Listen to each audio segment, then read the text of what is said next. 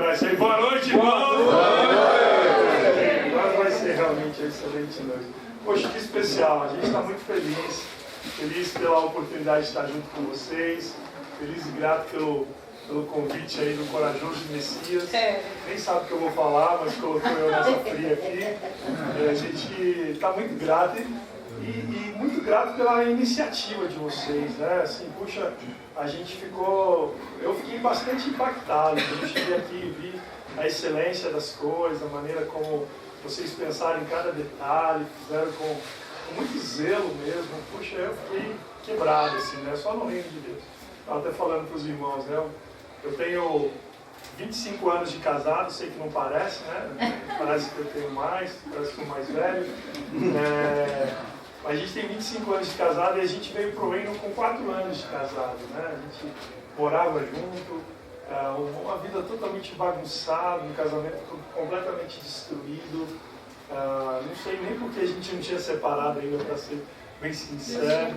Eu acredito nisso também, a minha outra metade concluiu.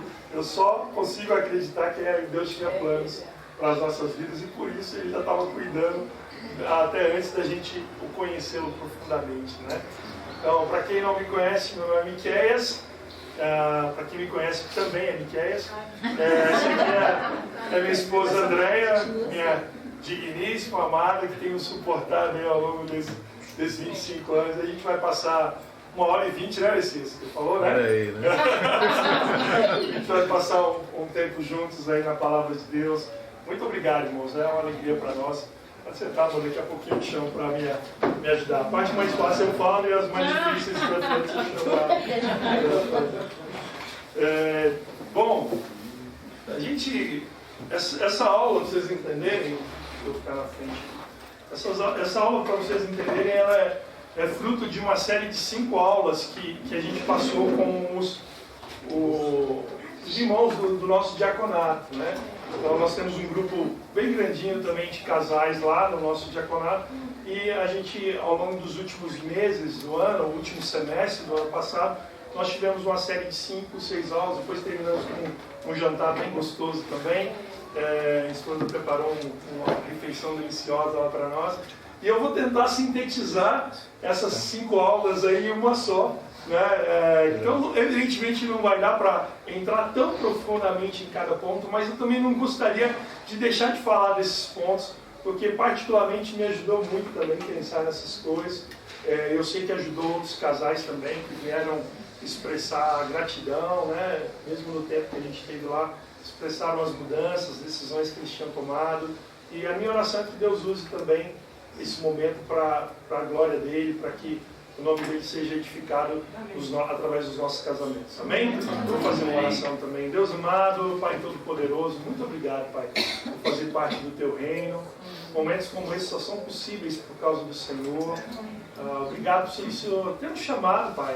Muitos de nós nem pensávamos no Senhor, e mesmo aqueles que pensavam, talvez estaria com vidas destruídas, vidas na miséria, na desgraça. Como era a minha vida, Pai? Uma vida sem sentido, uma vida vazia, uma vida sem propósito. Obrigado que o Senhor deu sonhos para nós, trouxe esperança, trouxe expectativa. Obrigado pelas mudanças, em especial que o Senhor fez no meu casamento. Eu não me canso de agradecer o Senhor, Pai, porque eu sei que nós nem estaríamos aqui se não fosse o Senhor. Eu tenho absoluta convicção disso, Pai, cada vez e a cada dia ainda mais convicção que só estou aqui por causa do Senhor. E eu quero louvar o Senhor nessa noite, Pai, pelo teu amor para com a minha vida, para com a vida de cada um de nós aqui. Nós possamos aprofundar na tua palavra nesse momento, nos concentrar, nos dedicar a aprender aquilo que o Senhor vai falar aos nossos corações nesse momento. Amém. Obrigado por tudo e em nome de Jesus que eu te oro muito grato. Amém. Amém. Bom, o tema da aula então é esse mesmo, é os 5 passos para um casamento forte e saudável. E eu acredito muito nisso, né? Que esse é o desejo de Deus, essa é a expectativa de Deus. Como foi falado, né? Aquela escritura, Deus uniu. Foi Deus que projetou, foi Deus que sonhou com o casamento. Não foi uma invenção humana, não foi um homem que olhou para uma mulher e de repente, se a gente se juntar, talvez dê certo esse negócio, né? Não foi uma obra do acaso. Deus planejou, Deus sonhou para que nós pudéssemos nos tornar um só. Então, no sonho de Deus, eu acredito que o relacionamento do casal deveria e deve ser muito belo, deve ser prazeroso, um lugar onde há amor, um lugar onde há respeito, onde há interesse genuíno um pela vida do outro. Quando Deus projetou o casamento, eu acredito que Ele pensou em um lugar onde houvesse ali a harmonia e o entendimento entre os casais. No plano de Deus também eu acredito que havia um desejo de que existisse ali um ambiente de confiança, de entrega mútua, de sonhar juntos, de fazer planos juntos, de ter projetos juntos. Isso, sem dúvida nenhuma, produziria na vida de cada um, né, uma profunda segurança e, por que não, felicidade. A Bíblia fala que Adão estava lá, como nós sabemos, contando lá as ovelhinhas, os animaizinhos, mas a Bíblia fala que não havia ninguém que lhe compartilhasse. Não é isso que a Bíblia fala em Gênesis? E aí, na hora que ele viu Eva, na hora que ele olhou para Eva, quando ele acordou, né, do sonho lá, o que ele falou? Vocês lembram? Essa sim. Agora sim, essa sim. Essa é. Não é aqueles animalzinhos lá, não tem nada a ver com aquilo lá que eu estava falando. Agora sim, agora eu tenho um propósito de vida, né? Então, esse eu acredito que era a expectativa de Deus. Uma relação forte, uma relação onde um fortalecesse o outro, preparasse um ao outro para as lutas do dia a dia, né? As batalhas, as adversidades, situações difíceis, as más notícias, as adversidades que acontecem no nosso casamento, com os nossos filhos, situações que às vezes fogem do nosso controle, que a gente fosse um amparo um para o outro. Deus desenhou o casamento para que a gente fosse o suporte um na vida do outro. Então, toda essa balela que, como o Walter falou, o mundo tem pregado, de que o casamento é uma instituição falida, pode até ser, porque talvez as pessoas não estejam buscando na palavra de Deus ou depender de Deus o suficiente para vivenciar os planos de Deus. Porque se a gente vivencia, esse é o cenário que a gente encontra. Se a gente decide obedecer a palavra de Deus, os ensinamentos e os princípios da palavra de Deus, é esse cenário aqui, não é utopia o que eu estou falando. Eu vejo isso na vida de casais que obedecem. Eu não conheço tanto aqui vocês assim, mas eu conheço alguns casais lá de Santa Mário, mais profundamente, alguns outros casais do Sul um pouco menos, mas eu conheço bastante pessoas que têm vivenciado isso. E é muito especial quando a gente encontra isso, né? É uma alegria. Você olha para a mulher, ela está sorrindo, ela está colorida, né? Os olhos dela parece aquele, quando a gente manda aqueles smile lá, né? No WhatsApp, né? Aquele coraçãozinho. É muito especial, né? Quem aqui não gostaria de ter um casamento forte e saudável? Alguém não gostaria? Acho que você nem estaria aqui, né? Se você não tivesse esse desejo, ninguém te amarrou, ninguém te trouxe um cabresto para cá. Então eu acredito que todos, mas sabe uma notícia importante para nós, irmãos? Talvez você já tenha até percebido. Naturalmente isso não vai acontecer. E eu não sei se isso é uma boa notícia, porque isso requer esforço, isso requer dedicação. Um casamento, para cumprir os planos de Deus, os desejos de Deus para nós, vai demandar um esforço, às vezes sobrenatural, às vezes quase sempre muito espiritual, de dependência de Deus. A gente entende isso muito facilmente quando a gente olha para coisas concretas. Por exemplo, sei lá, na construção de uma casa, né? Quem não tem casa própria passa a vida sonhando com a casa própria, não é isso? Vai cair do céu uma casa própria? Não vai cair. A gente tem absoluta convicção. Você vai ter que trabalhar bastante, você vai ter que amadurecer bastante as suas finanças, o seu orçamento, colocar lá na planilha, olha assim, a gente vai projetar tal coisa, se abdicar de um monte de coisa, negar-se de passeios, de repente viagens, de plástica, sei lá o que você vai se abdicar, né, mulheres? Sei lá, eu estou viajando aqui, pensando quantas coisas a gente vai ter que se abdicar para cumprir com o objetivo. Sei lá, para nós homens, talvez os homens sonhem com um carrão, né? Sonhem em ter um baita carro e tal. Puxa, legal, ótimo, mas só ficar sonhando não vai sair do papel também, não vai sair da sua mente. Só que eu acho que, às vezes eu tenho impressão que alguns casais pensam que isso vai acontecer no casamento. Não sei porquê. Ah não, tudo bem, eu casei lá no início, eu busquei a direção de Deus, eu orei, Deus deu direção, falou que ela era a varoa, né? E ele era o varão. Não tem como dar errado. E agora é só tocar a bola para frente e tudo vai acontecer. Desculpa, mas a má notícia é que não é assim tão simples. Vai exigir de nós bastante esforço. Ah, mas eu orei, o Senhor mostrou. Ah, mas beleza, ok. Até aqui o Senhor nos ajudou. Ainda assim a gente vai precisar continuar dependendo de Deus. Então, mas tem como ter um casamento forte, saudável, Miquel? Como ter um casamento assim? Isso é o que nós vamos aprender hoje. Amém? É claro que não dá para... Eu separei 5 pontos, tá? Claro que não dá para falar de tudo, né? Numa aula, como eu falei. Mas eu gostaria de deixar uma pitadinha, como diz, como a gente fala, um aperitivo, né?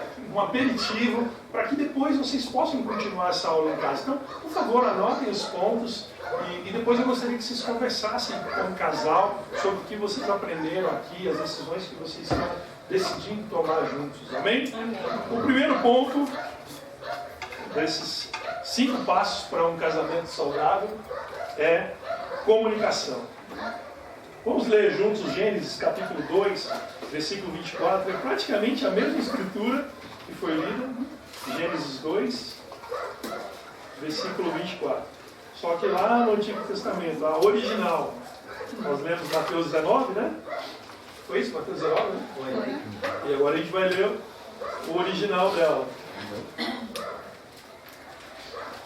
Fala assim, Gênesis 2, versículo 24. A Bíblia fala: é por isso que o homem deixa seu pai e a sua mãe para se unir com a sua mulher. E os dois se tornam uma só pessoa, uma só carne, como numa outra linguagem que nós conhecemos na NVI. A maioria de vocês estão com NVI ou NTLH? Hoje no celular é muita tecnologia, né? Agora ficou fácil. E tem algumas escrituras que a gente vai ler na NVI. Mas além. Então, nossa, deu um bug aqui no meu computador, só um minutinho. Misericórdia. Tecnologia. Muita tecnologia. Tá falando agora. Eu fechei sem querer o negócio. Ele não abre nem coisa grande. Será que alguém que manja de computador tecnologia? Tem, que licença. Deixa eu abrir de novo. Sabe que um Ctrl+Alt+Del não resolve, né? É assim? Ficou ruim, você mete o Ctrl+Alt+Del, resolve bastante coisa. Então, Gênesis capítulo 2, versículo 24, a Bíblia fala que é por isso que o homem deixa seu pai e a sua mãe para se unir com a sua mulher e os dois se tornam uma só carne, uma só pessoa. Mas você consegue imaginar alguém que se torna um só com o outro sem uma boa comunicação? Você consegue imaginar esse cenário? Por isso que eu pensei em começar falando sobre esse ponto. A comunicação, irmão, do casamento, ela é fundamental para que nós tenhamos um casamento forte e saudável. Pouco provável que você vai encontrar um casamento forte, um casamento onde haja felicidade, onde há um casamento saudável, e você não encontre boa comunicação entre esses membros desse casamento. Eu diria impossível até. A comunicação no casamento é um elemento fundamental. Eu diria que é um dos principais ingredientes de sustentação do relacionamento. E nós temos visto, talvez alguns de vocês tenham visto também problemas graves entre casais, entre vários casais que poderiam ser solucionados ou mesmo evitados se houvesse um relacionamento de boa comunicação. Parece simples isso, né? Às vezes um casal vem falar conosco: ah, mas você não sabe o que está acontecendo, meu casamento está assim. Ah, ela não me compreende, ele não me entende, não é possível, tantas coisas acontecendo, e ele não presta atenção em mim, ela não me considera. Aí daí você pergunta: mas você já teve uma conversa profunda?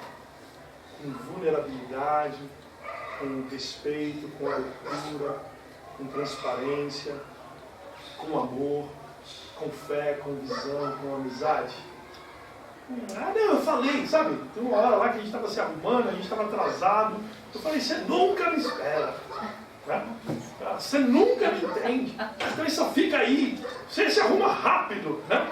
Ele fica, eu preciso me maquiar, você não entende que eu tenho que me... Eu estou viajando aqui, tá, irmãos? Mas às vezes a gente quer falar as verdades na hora errada, numa hora imprópria, num momento que não vai acrescentar, num momento que não vai edificar. Às vezes você até falou, verdade, falei, fui aberto. Ele abriu a boca e eu vomitei dentro. Legal. Mas o que exatamente a gente construiu ali? Pouco provável que tenha sido algo que Deus seja glorificado. Situações que poderiam, eu falei, ser resolvidas com uma boa conversa. Minha esposa é mestre nisso, né? Quando ela quer falar comigo, ela prepara um bom jantar, ela prepara um ambiente lá, me serve. Às vezes eu fico até cismado, né? Onde é que vai acontecer? E aí, ela pergunta como foi meu dia. Se o dia foi muito atribulado, eu acho que ela adia aquela conversa desafiante.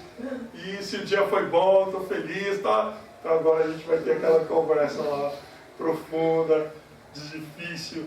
E aos poucos ela vai introduzindo o assunto que ela quer abordar. Irmãos, isso é muito importante. A falta de uma boa comunicação, ela gera maus entendimentos, ela gera atritos, mágoas e às vezes feridas profundas. Né? Às vezes a pessoa está ferida, não tem nada a ver com agressão física, não teve um insulto ali exatamente no sentido de um empurrão. Às vezes a ferida é interna e você vai ver é por causa de palavras, e às vezes até verdadeiras, até necessárias, eu diria, mas colocadas num momento errôneo, num momento que não era para ser feito, né? Então, se elas acontecessem com um diálogo saudável, uma conversa humilde, profunda e espiritual, muito provavelmente ela renderia muitos bons frutos. E eu acredito que esse é o objetivo. Deveria, pelo menos, ser o objetivo de nós como casais, de edificar um ao outro, de levar um ao outro para perto de Deus. Então, um conselho que eu gostaria de ajudar vocês, irmãos, leia a Bíblia, homens. Leia a Bíblia, para você ajudar a sua esposa. Às vezes, a gente deseja que a nossa esposa cresça numa área. Escolha escrituras que vão... A Bíblia é completa, né? Eu uso isso também. Às vezes, eu me lembro que havia uma área que era muito desafiante para minha esposa, eu falava várias vezes, conversei várias vezes, briguei várias vezes, falei impaciente, e aí levei para a mesa discipulado e não resolvia. Até que eu mesmo comecei a lidar com ela biblicamente. Vamos ler a Bíblia sobre o que a Bíblia fala sobre esse seu comportamento, sobre essa sua atitude. Sabe o que ela fez? Desmontou de chorar, pediu perdão e tomou passos, começou a crescer espiritualmente naquela área.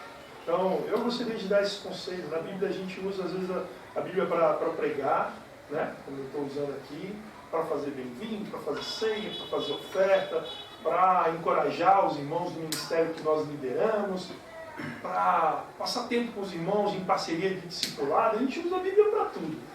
Pouquíssimas vezes a gente usa a Bíblia para edificar um ao outro no casamento. Pouquíssimas vezes. A maioria das conversas são só de lábia, do meu coração, quero falar minhas verdades, meus pensamentos, o que eu acho sobre isso, como eu estou me sentindo, como você me magoou, e pouca Bíblia, poucas escrituras sendo utilizadas. Se você já usa, amém. Que bênção, que bênção. Mas a maioria dos casais que a gente ajuda, essa não é uma realidade. Infelizmente, essa não é a realidade. E a gente usa a Bíblia para tanta coisa. A gente usa a Bíblia para educar os nossos filhos. Se você não usa, também deveria usar, né? Por que não edificar? Quem disse que a gente não deve usar a Bíblia para edificar um outro? Para ter conversas profundas um com o outro. Mas com o nosso cônjuge a gente quer que desça no seco. Vai assim mesmo. Ah, mas ele já conhece a Bíblia. E o seu discípulo não conhece? Vocês não conhecem a Bíblia? Eu não estou usando a Bíblia aqui para falar com vocês, usando escrituras para nos ajudar a entender a expectativa de Deus para um casamento, que nós sejamos um só. Então, a Bíblia ela é poderosa. Usa a Bíblia, meu irmão. Usa a Bíblia, minha irmã. Isso vale para você também.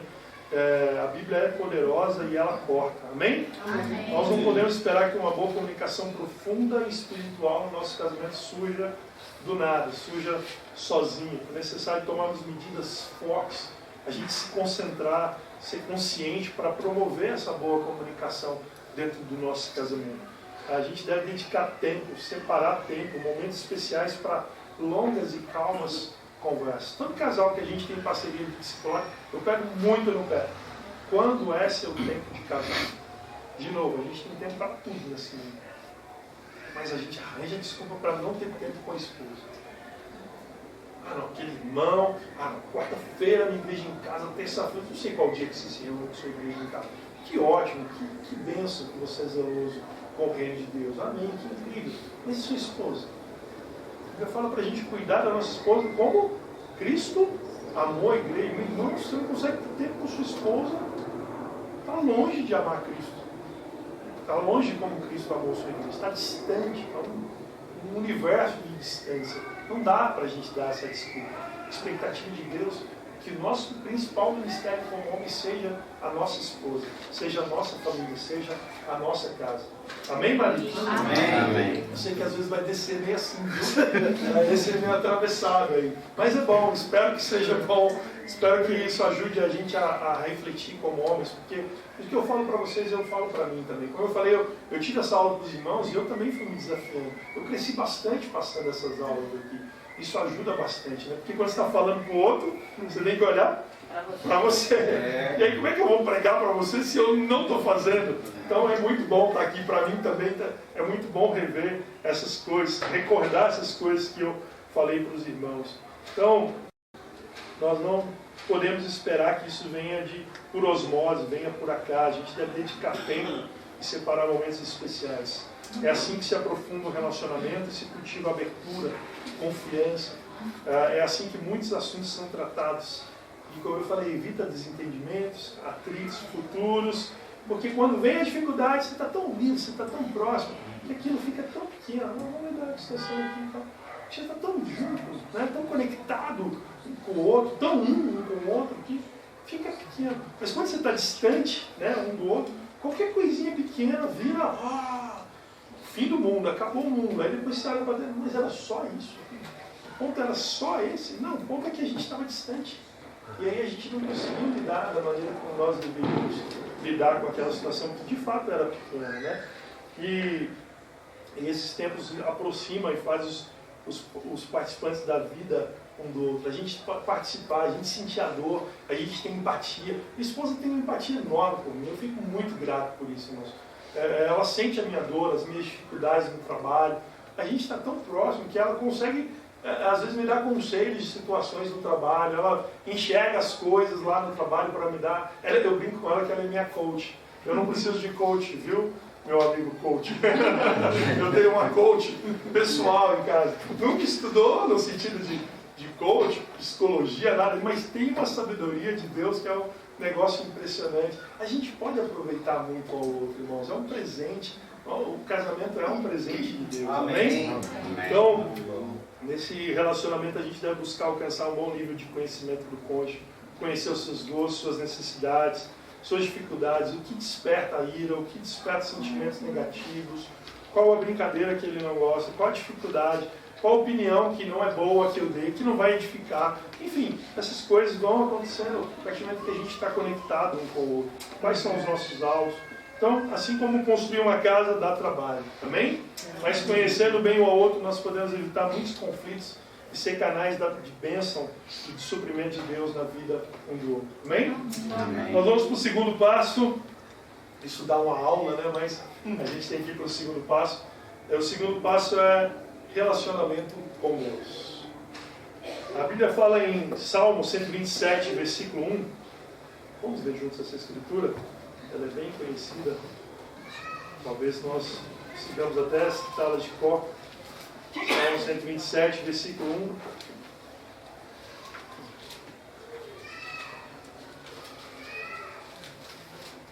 1. A Bíblia fala assim: se o Senhor, Deus, não edificar a casa, não adianta nada trabalhar para construí-la. Se o Senhor não proteger a cidade, não adianta nada os guardas ficarem vigiando.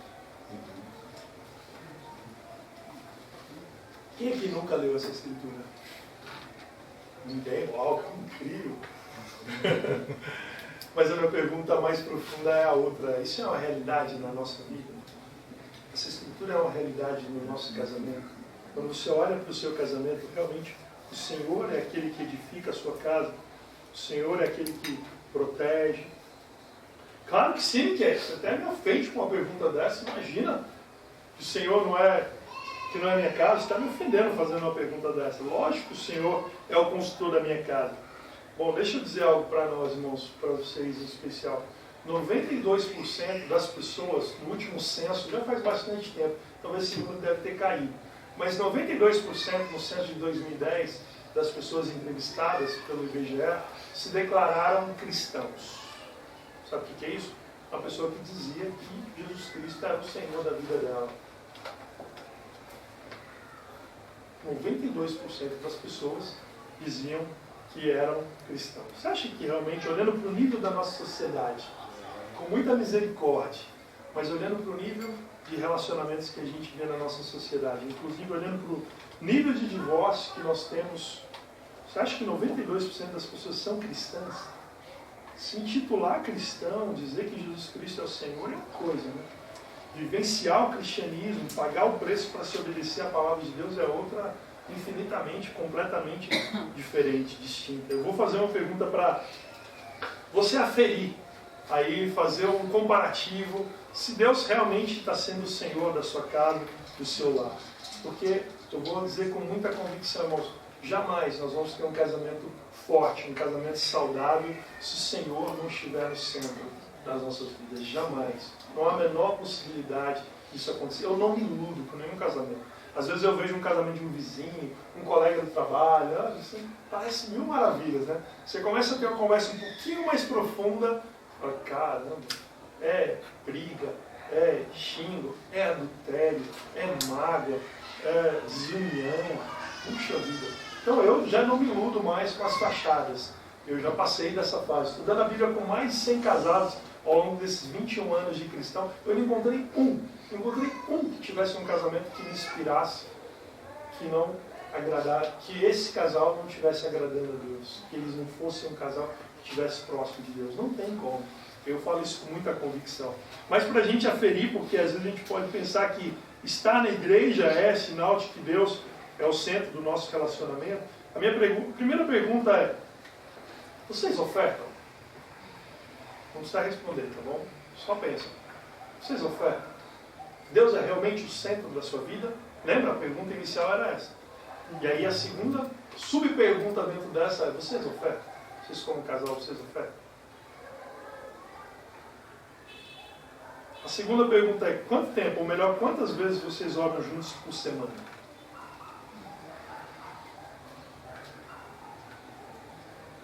A terceira pergunta é: quantas vezes por mês? Eu não vou nem pedir por semana, tá bom? Eu pedi por mês, para não exigir muito de nós.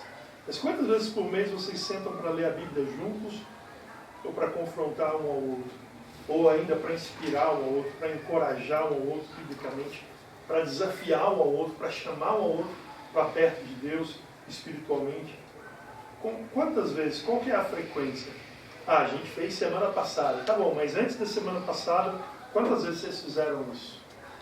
Esse ano, ao longo desse ano, quantas vezes isso ocorreu? As respostas a essas perguntas, irmãos, podem nos ajudar a ser mais profundo. Que a gente fica, às vezes a gente está na superficialidade, né? Deus é o Senhor da minha vida. Aqui em casa, eu lembro que eu fui criado num lar que tinha assim, se o Senhor não for... É exatamente essa escritura aqui. Se o Senhor não edificar a casa, mas era tanta briga lá, era traição, era adultério, era xingamento, mas a plaquinha estava lá na parede. Se o Senhor não edificar a casa, então o fato da gente conhecer essa escritura não necessariamente quer dizer que a gente está vivenciando. E se a gente não está vivenciando, irmão, desculpa, você pode fazer qualquer coisa. Você pode fazer terapia de casal, você pode subir o monte do Everest, pagar promessa, subir a escada do Pelourinho lá de joelho. Mas se o Senhor não for aquele que está edificando a nossa casa, sem dúvida nenhuma, não há como a gente ter um casamento forte e saudável. E por fim, a última pergunta para fazer essa aferição é: você tem fé? Várias são as definições de fé, né? Hoje, cada vez mais, você pesquisa e fala: meu Deus, cada cada um com uma definição. Mas tem a fé religiosa, outros dicionários seculares. Mas a Bíblia fala que a essência da fé está lá em Hebreus 11, versículo 1, que diz: ora, a fé é o firme fundamento das coisas que se esperam e a prova das coisas que não se vê. A Bíblia chama isso de fé. Você acreditar naquilo que você não vê. No dicionário Wikipédia, né, nós encontramos a definição de fé que diz que fé é a firme opinião de que algo é verdade, sem qualquer tipo de prova ou critério objetivo de verificação. E aí ele conclui dizendo que a fé acompanha a absoluta abstinência à dúvida. Um pouquinho diferente, né, da versão bíblica para a fé, mas que traz a mesma essência.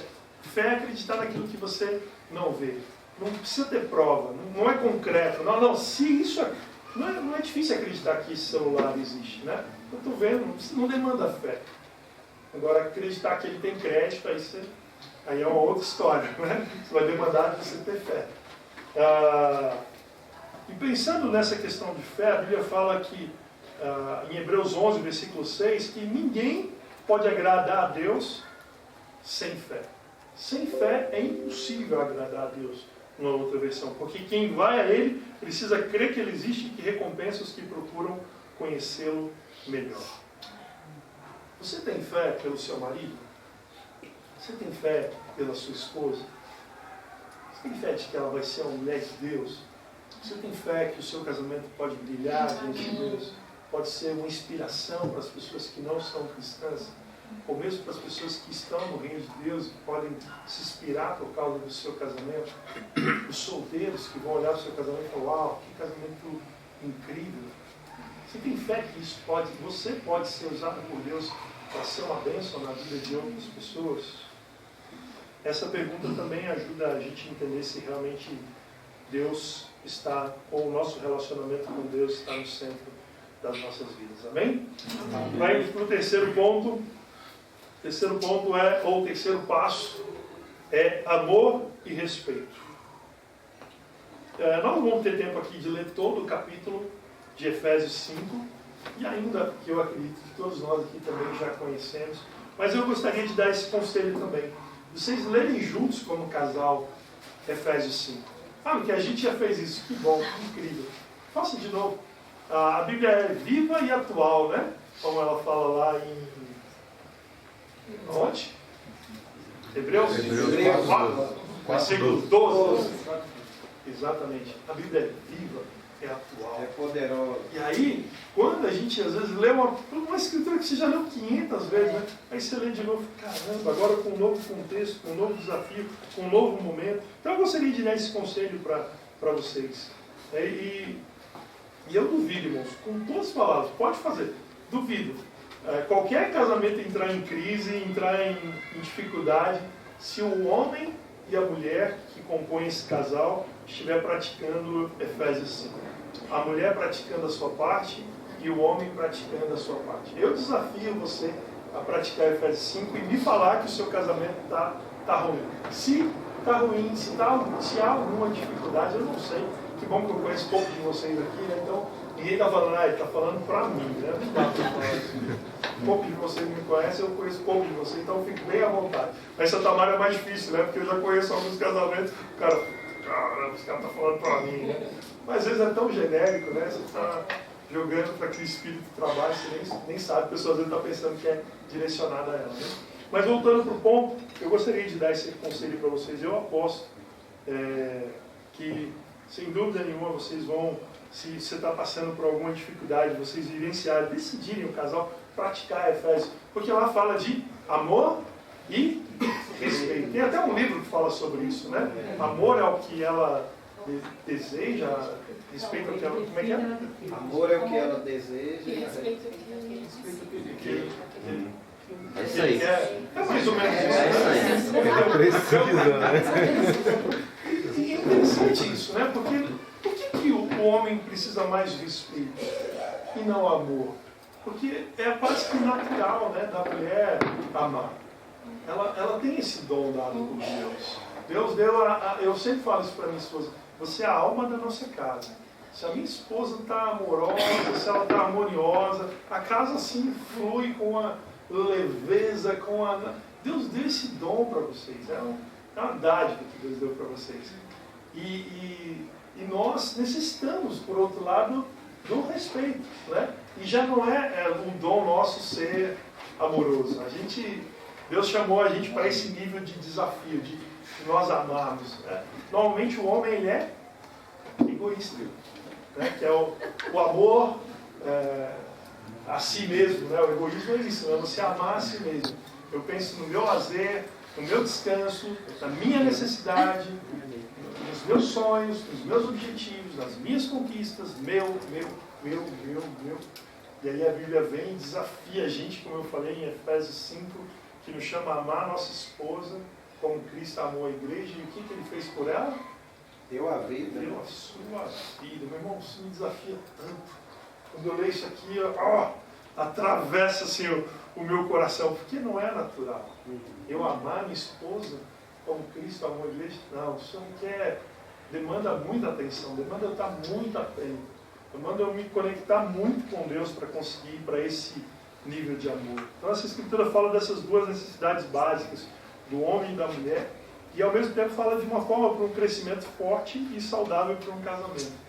Fala de dois papéis distintos, né? Mas que se completam, que o homem e a mulher devem exercer dentro do casamento. Quer viver um casamento feliz? Marido, exerça o papel de amar a sua esposa. Exercita isso. Ah, meu casamento está difícil, está complicado.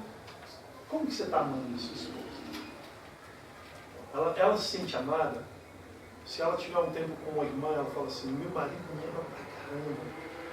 Meu marido, como ele pensa nas minhas necessidades, como ele é zeloso com o meu bem-estar espiritual, como ele se preocupa comigo se eu estou ou não estou me relacionando com Deus, se eu estou ou não lendo a Bíblia, se eu estou orando ou não, se eu estou firme com Deus ou não. E esposa, exerça esse papel de respeitar o seu marido. Eu não vou falar muito sobre a parte da esposa, eu vou convidar uma pessoa que tem mais propriedade para falar sobre esse assunto. Amém. Boa noite. Muito tempo ouvindo, né? Agora sou eu, assim. E algo assim que é bem desafiante, né? Eu tenho 25 anos de casada, eu e o Kézio, como ele falou, a gente veio de um casamento totalmente destruído. Então, respeito, então, não tinha nenhum. Não tinha. A gente se agredia, a gente falava verbalmente, falava muito palavrão um com o outro. Então, foi muito desafiante para que eu respeitasse o Miquel. E aí começou uma campanha, né? Você batiza, mas o seu caráter fica. O meu caráter é forte. A minha mãe, eu sempre via ela mandando no meu pai. Então, imagina. Minha mãe falava, senta, meu pai, sentado. E era assim o meu relacionamento. Eu e o Miquel, só que o Miquel, com um caráter difícil, eu lembro de um ditado que a minha mãe falava, 2 bicudos não bebem na mesma cama. Ela falou, você vai se separar. E eu falava, senhora, era assim, né? Então, quando eu me tornei cristã, foi bem difícil respeitar. Então, aí eu comecei um processo de orar, de depender de Deus, de matar o meu caráter. Muitas vezes eu queria arrancar aquela parte que fala mulheres, submissa, aquela que fala só Provérbios 31, fala, não tem Provérbios 31 para homem. Às vezes eu sentava e falava, Provérbios dele, eles não são líder, é ele que é o líder. Então, era um desafio isso para mim. E aí começou um processo no meu coração, de como eu vou conseguir respeitar a mulher, mesmo vendo algumas coisas que eu via que era tão nítido no caráter dele. Né? Caráter forte, imagina, 2 bicudos não bebe na mesma caminho. Então, caráter forte, você vai bater de frente. E aí eu preciso abaixar. E aí respeitá-lo. E como foi o processo dele. Hoje é fácil falar, porque a gente tem um casamento, graças a Deus, que é muito especial, mas por que submetir? Eu orei muito a Deus e era a mesma coisa. E pegamos realmente esse papel. Ele pegou a parte dele de me amar e eu decidi, porque eu ia para as aulas e quando eu via as aulas de, né, nossa, na época, vocês lembram, né, 20 anos atrás, a gente tinha muita aula, né? E aí eu ficava sentada falando, na hora que vinha a frente dele, eu ficava, olha isso aqui, fala, ele tá precisando ouvir isso. Quando era a minha vez, mas também eu faço isso porque ele... Então eu sempre ia para aula de casados assim. E aí não voltava, porque não mudava, eu só ficava olhando pro erro dele. E aí um dia eu comprei um livro, A Mulher Segundo o Coração de Deus. Mas eu fui tão disciplinada nesse livro, que eu falei, puxa, eu não me preparo para receber o Mackenzie. Eu não respeito. E aí foi quando eu comecei a decidir a respeitar. E eu tomei uma decisão, eu sei que a Andresa, ela tinha 5 anos. E eu lembro, eu não gostava de... Então comecei a respeitar o Miqueias dessa forma. Ele não gostava de fazer tempo de família, né? Era mais fácil, ele amava fora, servir. E aí eu comecei a preparar os tempos de família e falar, amor, olha, eu preparei o tempo de família, né? Dá pra você passar? E aí ele vinha, ele chegava em casa, ele passava. E aí ficava, todas as vezes, a gente preparou um dia na semana, e aí eu preparava e ficava lá. Até que um dia, ele falou, puxa, agora ele cresceu, ele falou, agora eu vou preparar um tempo de família, né? Então, só que ele não me avisou. E aí um dia ele chegou em casa e ele falou assim, vou passar o tempo de família. Oxe, Deus, fiquei louca, estava assistindo novela, sentada, né, na televisão com as crianças, 4 crianças. E ele falou, você não me falou que vai fazer tempo de família agora, não me comunicou, não falou nada. E ele, vamos pra missa. Aí começaram a cantar, né? Ele puxou algumas, e eu lá, de bico, né, não falei nada, mas com a cara bem assim, cantando. E aí ele olhou e falou no meu ouvido assim, olha o reflexo do seu rosto no rosto da Andresa. Ela tinha 5 anos. A nossa filha tem 26 anos hoje, né? E aí eu virei e falei, imagina, tô cantando, ela também tá cantando igual a ela deve estar chateada também, porque ele desligou a televisão e me chamou, né? E aí eu comecei a cantar. Aí a segunda música, eu continuei aquela canção do mesmo jeito. Eu falei, eu vou ver isso, eu vou cantar na segunda música feliz. E aí eu comecei, estou subindo e descendo. A minha filha, gente, foi automático. Mudança de coração. Ali eu vi a responsabilidade da transferência do meu respeito para com o Miqueias, como era certo. E aí eu falei, puxa, eu preciso me arrepender e respeitar. Então, assim, ele falou sobre fé. Aí você pode falar assim, mas Andréia, tem tanta coisa no meu marido que ele precisa crescer, que você não está entendendo. É difícil ter fé. Mas fé é aquilo que você não tem. E aí eu decidi ter fé para mim.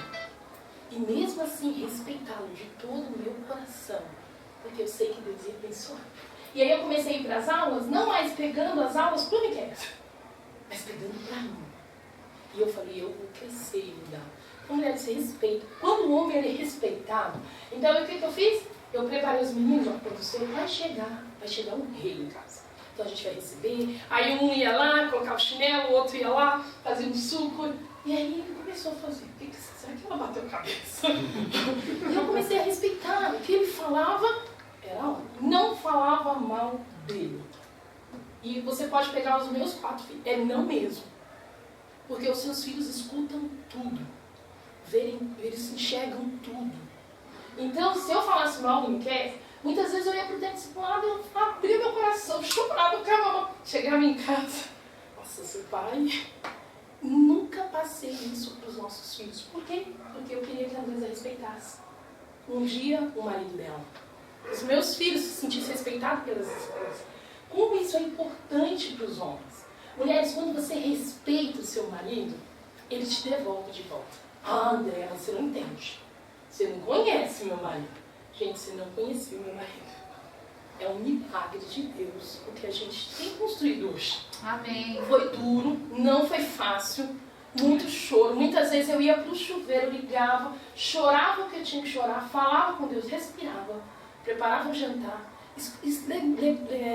grifiava a escritura e colocava no bolso do terno dele, para que ele pudesse pensar em Deus. E orava. Pergunta para ele quantos jejuns. Não é fácil. Porque muitas vezes a gente pensa assim, não sei se vocês pensam como eu, mas eu pensava muito assim. Ah, mas Deus não chamou um homem como ele? Por que tem que ser eu que tenho que tomar um passo? Por que tem que ser eu que preciso? E aí, quando eu li aquela escritura que a mulher sabe, ela constrói e ela destrói com as suas próprias mãos. E quando você tem sabedoria, que depende de Deus, sabe o que eu comecei a fazer? Provérbios 31 e colar na minha parede, porque era o meu desafio. Colocar na minha parede, na minha casa, e eu comecei a fazer Provérbios 31 primeiro para Deus, para ser uma esposa para Deus, e depois para ser para Miqueias, para mim não desanimar. Porque quando ele dava passos, aí eu ficava feliz, Aí eu falava, ai, que bom. Quando ele voltava para trás, ele falava, nossa, eu não acredito. Aí eu parava de dar. Quantas vezes foi assim? Ele sabe disso. E aí, quando eu decidi, eu vou respeitar. E esse livro me ajudou muito, porque eu falei, eu vou fazer por Cristo. No meu casamento, eu comecei a ver ele me amando. Eu amo. Quando ele começou a chegar, a ser romântico, me ligar. Sabe detalhes que mulher precisa? Que mulher necessita de fala. Eu falo bastante. Então, quer me amar, passe tempo de qualidade comigo. Então, e ele não é de tempo de qualidade. Porque é simpático. Quer amar ele, fica sentadinho no cantinho dele, você está amando. E aí ele pegou uma mulher que fala bastante, que gosta de falar, gosta de contar a história toda. Como foi desafiante para ele. E aí ele teve que se adaptar, 25 anos, falando, eu gosto, então quando eu vou viajar com ele, é a melhor coisa eu brinco com ele, porque ele não pode fugir. E aí ele tá lá pra mim, assim, eu... Imagina, 4 necessidades, 4 filhos pequenos, depois 4 filhos jovens. É um desafio. E aí eu comecei a respeitar. Olha, tome a decisão de respeitar o seu marido. Eu falei de detalhes simples da minha vida. Mas quando você respeita, o homem se sente tão assim, uau. Eu fazia assim, ele viajava muito. E aí eu não fazia nada sem falar com ele. E meus filhos falavam, mas mãe, o pai deixou. Não. Eu ligava e meus filhos vinham. Amor, a Andresa quer ir em tal canto. O que você acha? Nossa, puxa, amor, mas você poderia tomar essa decisão, mas eu quero tomar com você. Eu sempre dava honra. Em todos os sentidos. E ele pode falar isso. E os meus filhos cresceram isso. Por quê? Porque a Bíblia chama a gente a amar o nosso marido, respeitar ele como um Senhor. Quando eu comecei a respeitar o Miqueias como Senhor, porque eu não entendia isso. Quando eles respeitavam, eu falei, mas eu amo a Deus. Eu oro, eu leio. Né? Mas quando eu li essa escritura, eu falei, puxa, se eu respeito o Miqueias, eu estou desrespeitando o Senhor. É muito sério. Então vamos respeitar. Mesmo que você não enxergue, com o seu respeito, você quebra muito seu marido. Então comece a respeitar. A gente brinca lá em casa que é o círculo do bem. E a gente faz esse círculo do bem. Puxa, tem vezes que eu estou cansada, eu vou servir, eu vou honrar, eu vou doar. E aí, ao contrário, naturalmente, puxa, todo mundo fala, nossa, me quer te levar para um shopping, fica desesperando na loja. Eu falo, no mercado, sim. Vezes eu falo, amor, tá chovendo, vem buscar aqui na unha. Todas as meninas falam, ele vem. Porque eu honro, porque eu me dou, porque eu sirvo, porque eu me sacrifico. Então, quando você faz isso para Deus, você recebe. Então, guarde isso. Eu vou honrar, não porque Ele merece, mas porque Cristo merece. Porque Deus merece. E aí Deus vai fazer, a parte dele, Deus vai fazer. E ajudando, né? Porque eu sempre ajudo. Porque ele é um homem que ele tem a voz grossa, né? Então, quando ele fala, aí é momento, tom. Antigamente eu baixava. Aí eu esperava, ele aumentava o tom. Eu esperava, respirava. Antigamente não, falava, aumentava o tom mais ainda, né? Isso que a minha mãe falava que era difícil. Aí eu decidi abaixar o tom. E eu falava assim pra ele muitas vezes, por que você está falando alto? Estou falando alto? Sim. Então, automaticamente ele já... E assim eu comecei com Deus. E não foi fácil. Mas quando você obedece a palavra de Deus, que é de respeitar o seu marido como o Senhor, você vê resultados. Então vale a pena, mulheres, respeitar os seus maridos. Amém. Amém. Obrigada.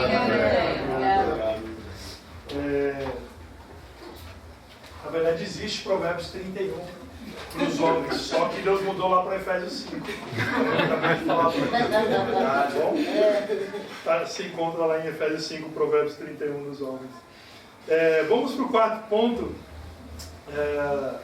Eu chamo esse passo de plantio e colheita. Alguns chamam de lei da semeadura, né? Vamos ler juntos Gálatas 6, versículo 7. Já tá? Gálatas 6.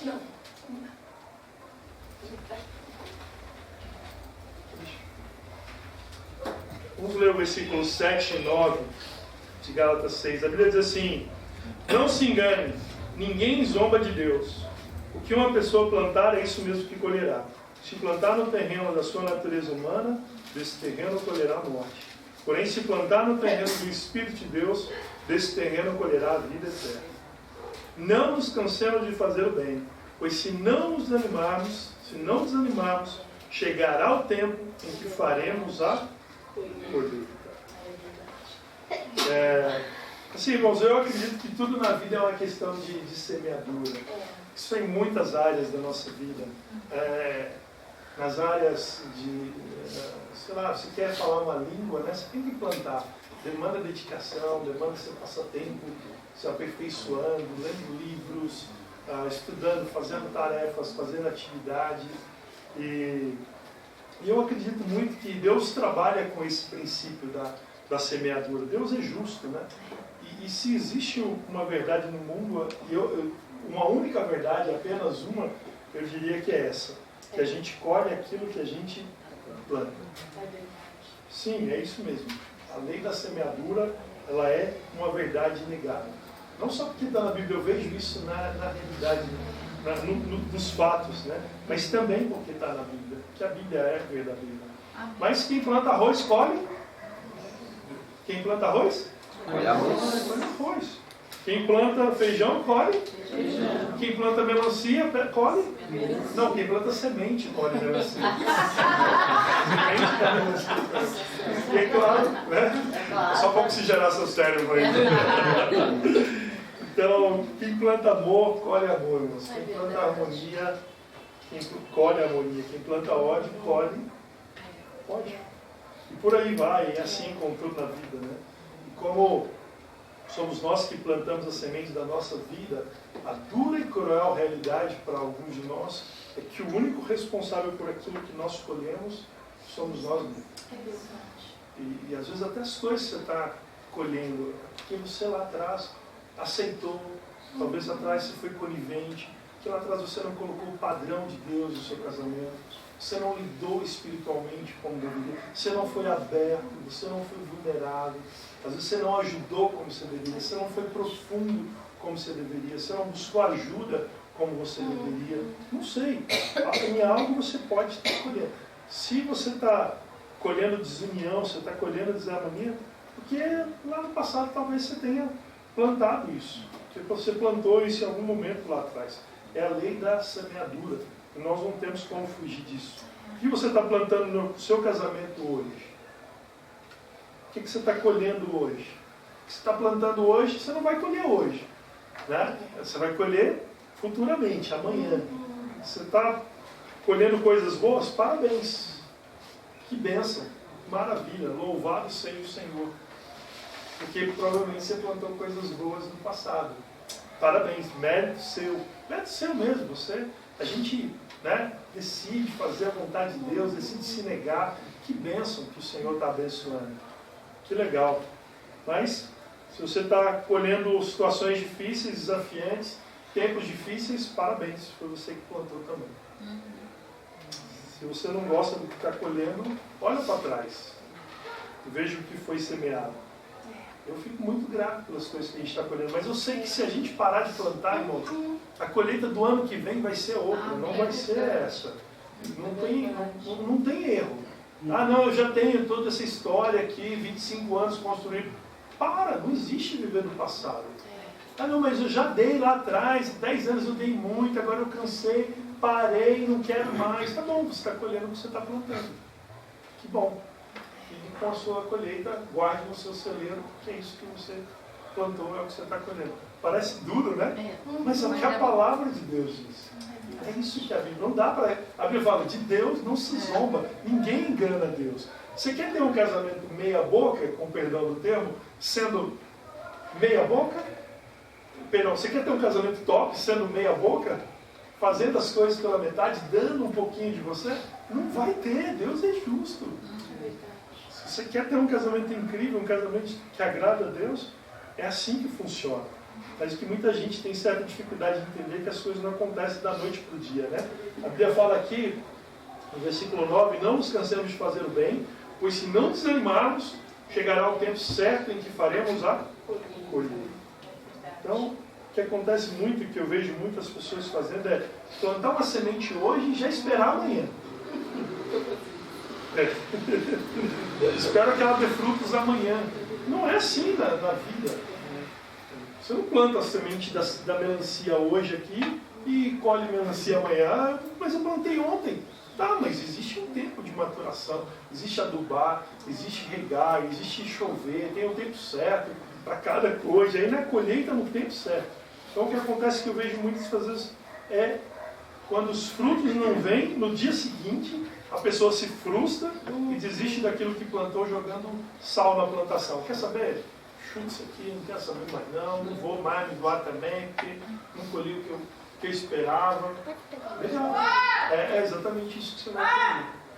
Porque não é o que você está semeando, não é o que você está cultivando. Então nós devemos compreender isso, irmãos, que eu preciso deixar o tempo agir.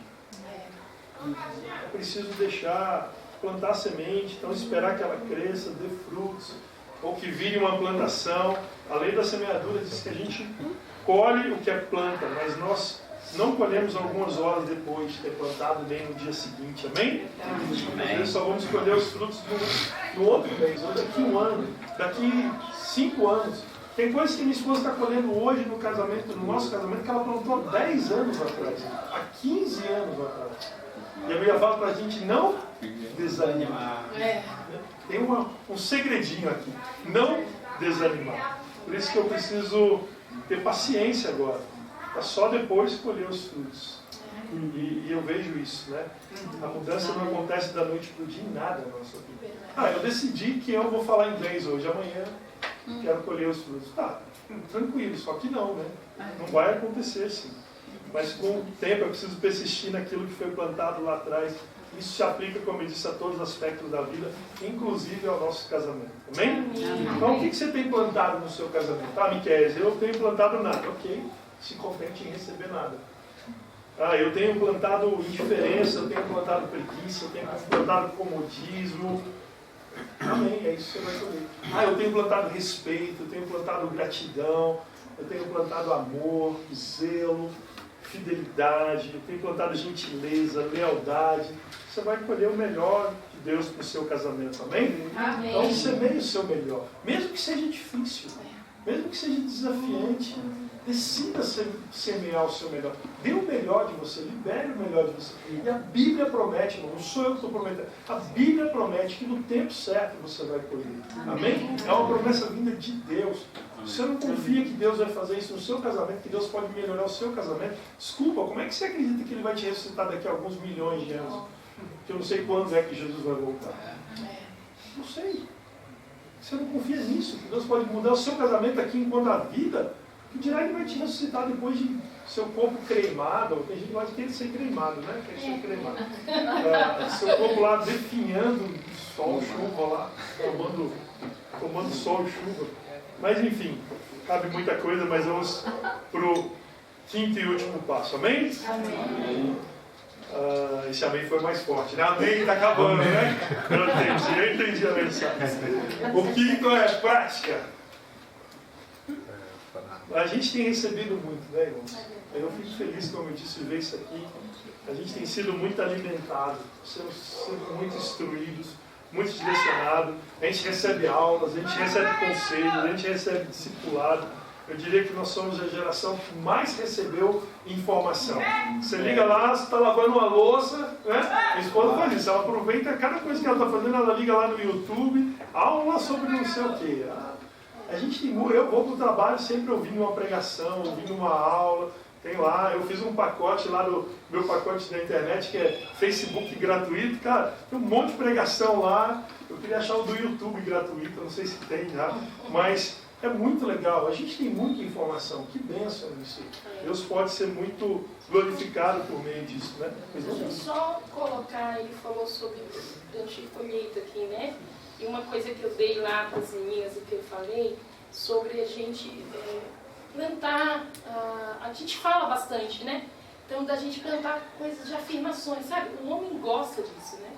Puxa, você pode, você consegue, é possível. Puxa, amor, se ele levantou e ele colocou o copo na mesa, uau, que incrível, não fazia isso, agora está fazendo. Puxa, amor, muito obrigado. Você tirou o copo, você me ajudou. Teve um dia desse que, assim, foi muito legal ver meu marido, ele lavando a louça, né? Ele brinca com ela, ele até fala isso pro marido da minha esposa, né? lavar a louça, ajudar. E eu não espero muito porque eu fico em casa, então isso é mais fácil, né? Então eu gosto sempre de receber ele com a casa arrumada. Mas aí um dia eu tava com um tanto de coisas e ele foi lá e ele lavou a louça, né? Ele sempre faz isso quando me vê atarefada com alguma coisa. Nossa, como eu elogiei. Então assim, eu faço isso tanto com o Miqueias como com os meus filhos, palavras de afirmação. Então o homem vira e fala, eu posso, nossa, eu consigo. Planta isso, que você vai ver isso, como isso, e sem contar que você atrai coisas boas para você. E a gente é assim, se você fala, eu lembro eu resmungando, nossa, mas o Miqueias ele não faz isso, nossa, mas como eu queria que o Miqueias fizesse aquilo, nossa, isso eu mesmo, no meu pensamento, não era nem falando para as pessoas, eu mesmo. Aí muitas vezes quando eu chegava, eu já estava com o meu pensamento cheio. Porque eu sempre... Aí ele fazia uma coisa e falava, nossa, é isso mesmo, viu? Eu mesmo... Então, começa a mudar essa chavinha, né? Começa a plantar palavras de boas informações. Mas coisas que sejam justas também. Não adianta você virar e falar, nossa, amor, como você me ajudou aqui? Não foi verdade. Então faz coisas que você vê que ele faz bem. Se ele ama as pessoas e eles amam ele, poxa, fala coisas que são verdadeiras, que são reais. Quanto isso ajudou o Miqueias? Quando eu vi ele dando um passinho assim em casa, eu falava, uau, amor, que legal, você teve tempo com os nossos filhos, você levou para tal lugar, que incrível. Nossa, como eu admiro isso em você, porque era real, era forte. E aí ele falava, muitas vezes ele falava, sério?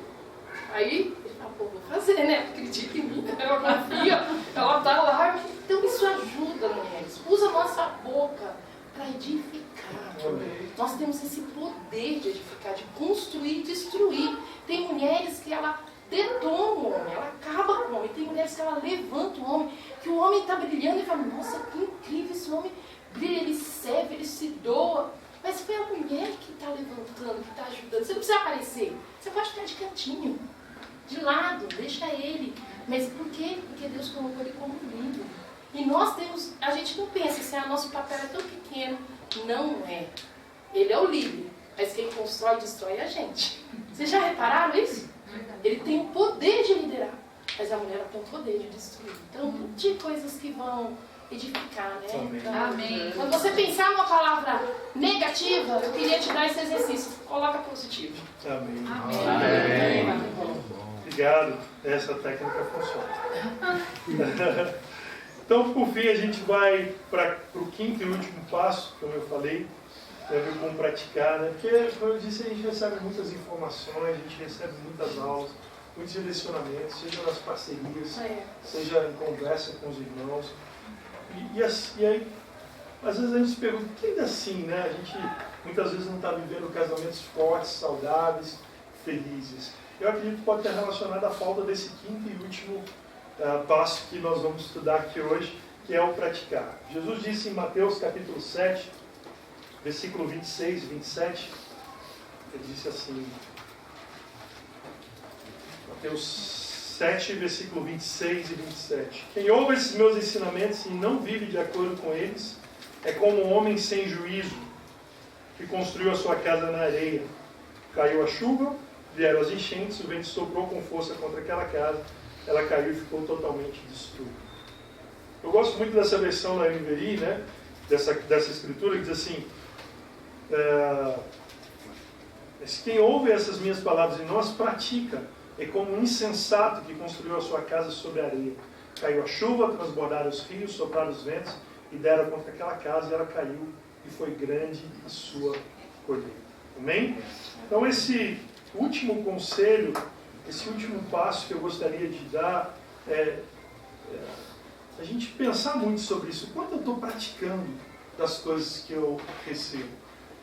Quanto eu estou pagando o preço de aplicar aquilo? Porque às vezes a gente passa horas lá no tempo discipular, falando. Aí você pergunta lá, na semana que vem você senta com um casal de novo, daqui 15 dias senta de novo. E aí, você colocou em prática aquilo que a gente aconselhou? Eu preciso... Cara, essa frase me mata. Quando eu ouço essa frase, às vezes eu tenho que... Aí eu preciso colocar em prática. Você não coloca então, meu irmão. 10 anos eu preciso.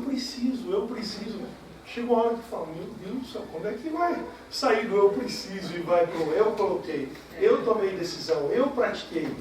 Jesus fala, aquele que ouve e não pratica é como um homem sem juízo.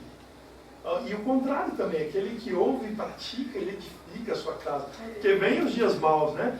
Vem as chuvas, vem as tempestades, para ambos vem. Vem as más notícias, vem as situações difíceis, como eu falei. Mas quando você pratica, é completamente diferente. Em João 13, que é a última escritura para a gente terminar, Jesus disse... Vamos ler junto essa escritura. João 13, versículo 15 e 17.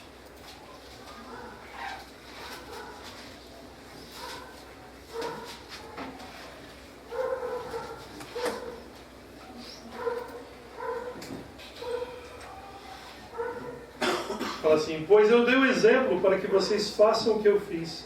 Eu afirmo a vocês que isso é verdade. O empregado não é mais importante do que o patrão. E o mensageiro não é mais importante do que aquele que enviou. Já que vocês conhecem essa verdade, serão felizes se a praticarem. Quer ter um casamento forte, um casamento saudável, um casamento feliz? Pratica as coisas que você está aprendendo. Coloque em prática. Decida sair da teoria. Decida sair do eu preciso e fala, uau, estou dando esses passos. Comece a contar boas notícias na sua parceria discipular. Irmão, tomei essa e essa decisão essa semana. E a próxima semana eu preciso tomar essa decisão, mas eu já tomei aquela e aquela. Aquilo ali eu já cresci, eu vou depender de Deus para continuar nessa pegada aí, mas eu vou continuar firme com Deus para vencer essa área aqui, para isso virar um hábito, para se tornar algo sólido. E funciona isso. Né? Quando a gente pratica, sem dúvida nenhuma se torna um hábito. Tem até um livro chamado A Força do Hábito. Né? Então essa questão que a André mencionou, por exemplo, de eu não ser exatamente um profundo romântico, é verdade. Não sou mesmo. Às vezes as pessoas veem, nossa, porque eles colocam umas frases bonitas lá no Face, né? De declaração para a esposa e tal. Não, foi um exercício. Hoje é quase que natural. Hoje eu amo fazer declarações de amor para ela. Mas lá atrás teve que fazer. Lá atrás teve que fazer um sair do eu preciso e ir para a prática. Vou fazer acontecer. Né? E Deus abençoa quando a gente toma essas decisões. Amém? Eu tenho um questionário que eu gostaria que nós pegássemos aí. Cadê a folhinha? Isso. Se você puder me ajudar aqui, alguém puder.